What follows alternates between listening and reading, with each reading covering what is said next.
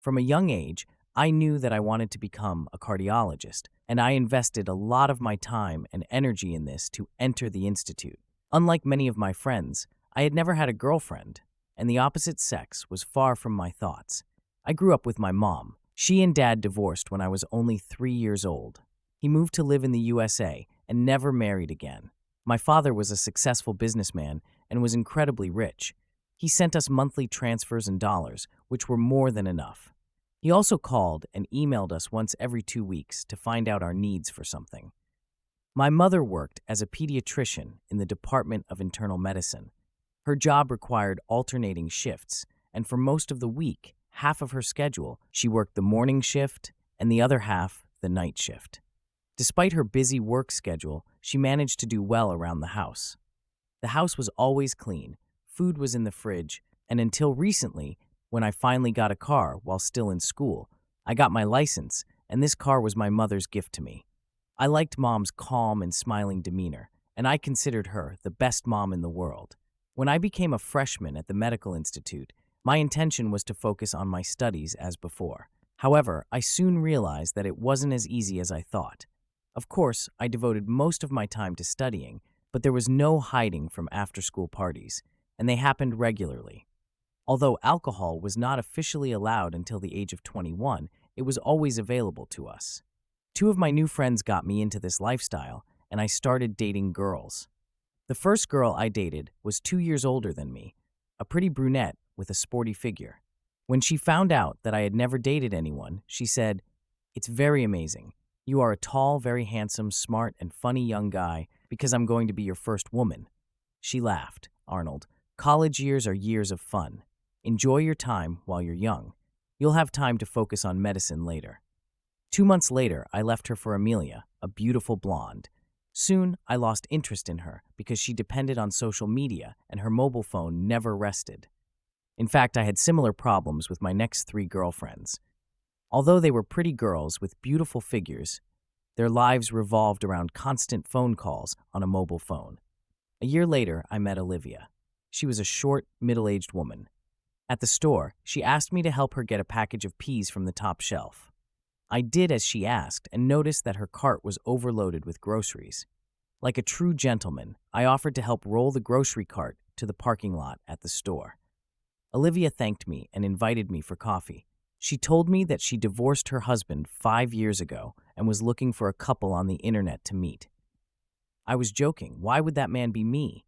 She looked at me and replied, "You are young, handsome, and a gentleman. Why do you want me? Because I'm old to you." I looked at her. Olivia was about 40 years old, maybe a little more.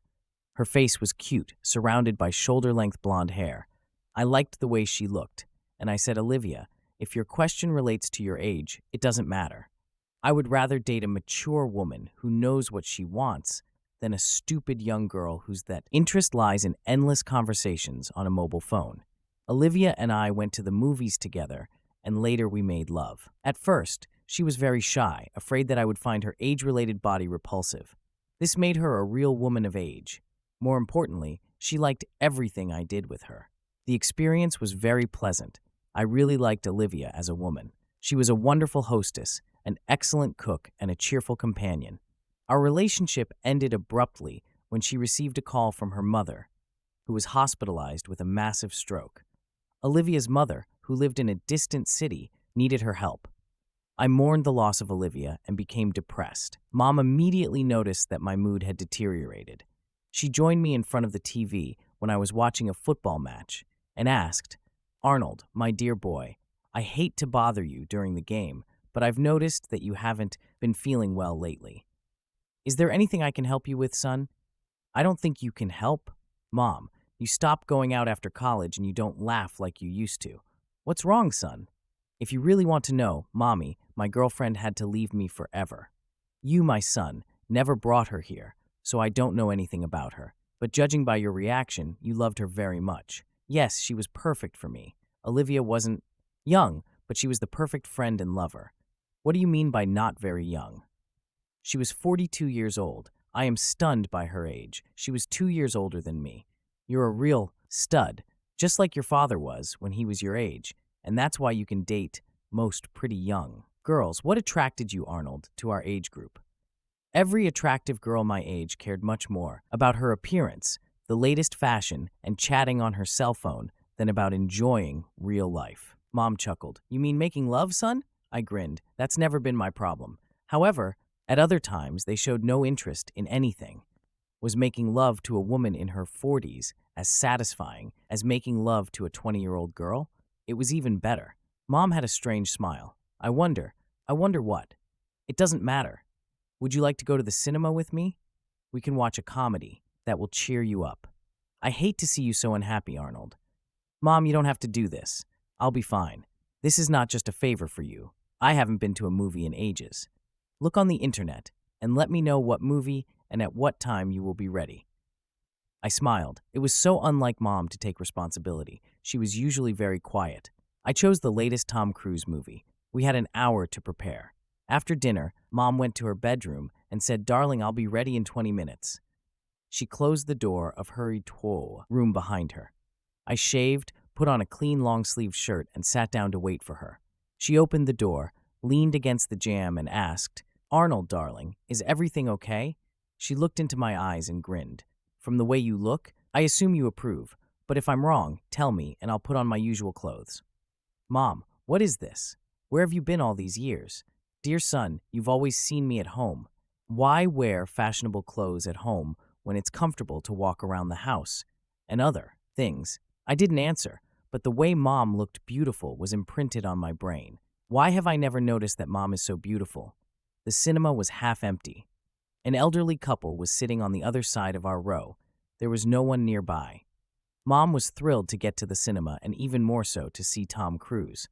She said, When I was younger, my dad and I went and watched his films, Mission Impossible, Jerry Maguire, and With Eyes Wide Shut. We were very naughty and sometimes made love, right during the movie session in total darkness.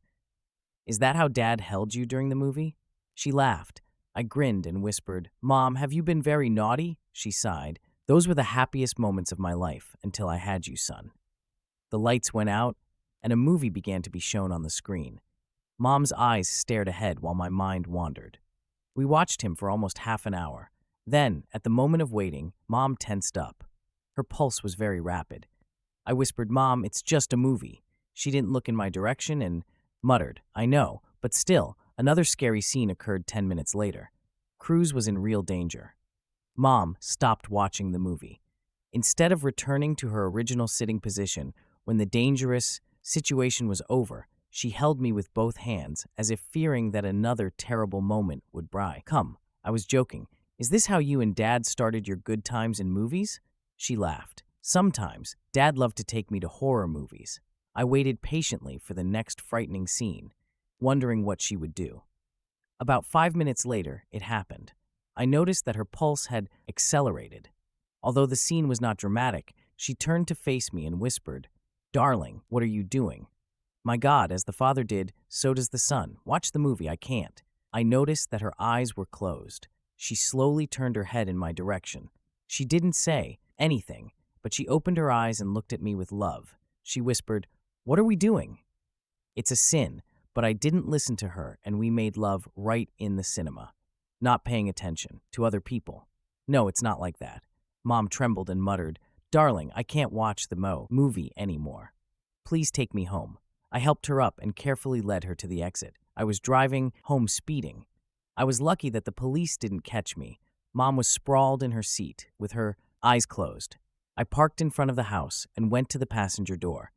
I opened it. Mom continued to sit. I woke up early in the morning. Mom's door was closed. I brushed my teeth, got dressed, ate, and left the house. I knew Mom wouldn't be home when I got back. She was working the night shift. I was driving back from the institute, and on the way, I stopped at a flower shop. I bought red roses, put them in a beautiful vase, and attached to it a postcard depicting a heart pierced by an arrow. I went to bed at 10 o'clock at night. The next day, Mom came in before I left my room. I knew I'd see her after work. I was stressed and could hardly listen to lectures that day. In the afternoon, I walked through the front door of the apartment with my heart pounding like a madman. I saw my mother working in the kitchen in a bathrobe. She whispered, Thank you for the beautiful flowers. Please, Mom, tell me that you want this too. I don't want to force you to participate in something you don't want to do. In the first year, Dad and I loved each other. We parted amicably. I understood his needs, and he paid handsomely to support us. After the bliss I experienced with your father, parting became a heavy burden, especially for my physical needs. In the first 10 years after the divorce, he came to visit several times. About a year ago, he asked to send the current photo. I emailed him the photo you gave me. Dad replied, "He looks so much like me. He is like me in the incarnation. I started seeing you in a different light and saw you in my dreams." Mom chuckled. "You really are the epitome of your father." Everything was very pleasant. I remembered my mother saying and smiled. Mom asked, "What's so funny, son?" "I remembered your words, Mom. My God, like the father, so is the son."